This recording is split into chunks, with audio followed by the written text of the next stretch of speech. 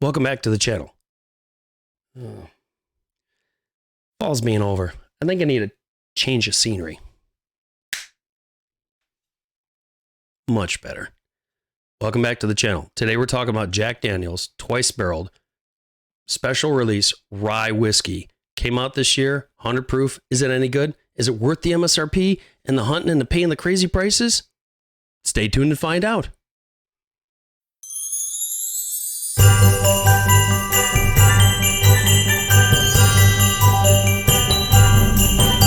Thanks for tuning back in. Today, we are talking about Jack Daniel's 2023 release of the twice-barreled special release rye whiskey, 100 proof.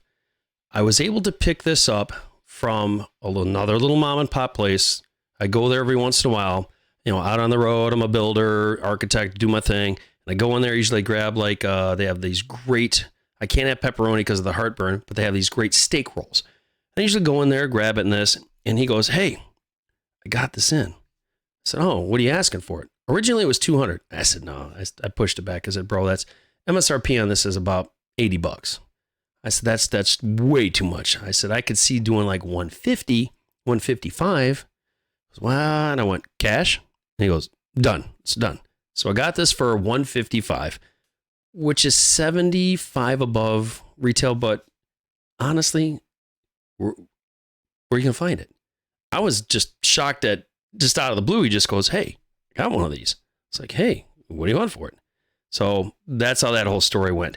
This was barreled in 3/13/15, and it was dumped on 11/8/20, and then on the other here, which was the first barreling, and then the bottling date was 7/12/23. So not that long ago, roughly now about a little over 4 months ago. And it is the limited bottle HBR 33525. We know it's 100 proof, and the mash bill is 70% rye, 18% corn, and 12% malted barley. We know there's no age statement, but we know that it needs to be 7 years per the company's press release. Got a little bit in history, got a little bit in bottle, get a little bit in Christmas spirit. What's that juice like inside? Let's get into our first nose. This has been out about 20, 25 minutes. Right off the rip, I get a toasted oak. You can see she's dark. I mean, I'm not gonna lie, she's super dark. Now I compared this. This is the third pour out of this. I gave some to somebody else as the third pour. And I tried against the 2020. The 2020, honestly, folks, still smokes most special release, great ryes. So I kind of put it in perspective. That one was $125. I think I got that way back before the Rona hit. No, after the Rona hit, excuse me. And I'm still nursing that much left because it's so decadent and delicious. Enough of that rambling.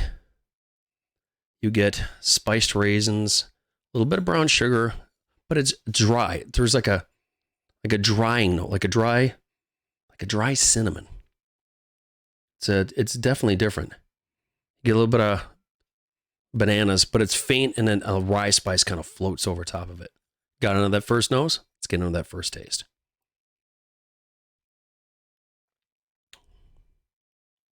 Dry oak, a dark raisin, but it's, again, very drying for 100 proof. You get a lot of rye spice and baking spice, but that dry note is prevalent. Now, this has been opened up for about 2 weeks, but it's very drying. You almost want to take a drink of water. It's definitely not rich and thick and deep like the 2020 I have is. Might need to move you, Mr. Tree, because you're kind of bouncing off my hands right now. It's different. The finish is good. Kentucky Hug is here. It just kind of dies and goes away. It's not bad.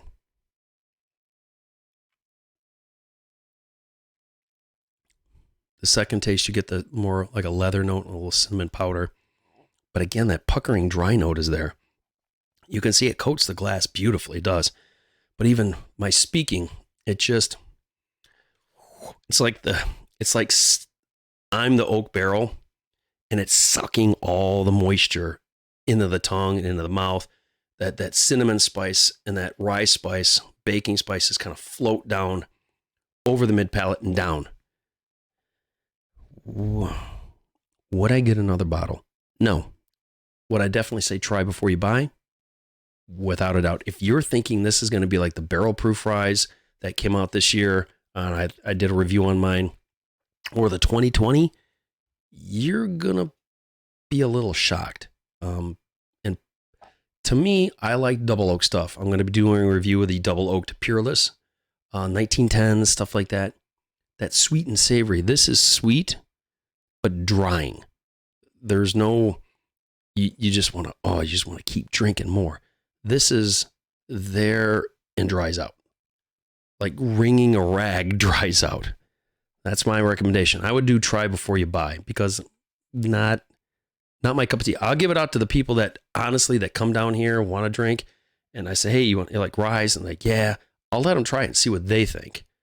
But for me, not my jam. I'm your host, Brian. This is the Average Whiskey Drinker channel. Like I always say, find a bottle, open a bottle, enjoy the bottle, because good whiskeys, ryes are always meant to be shared. Thank you so much.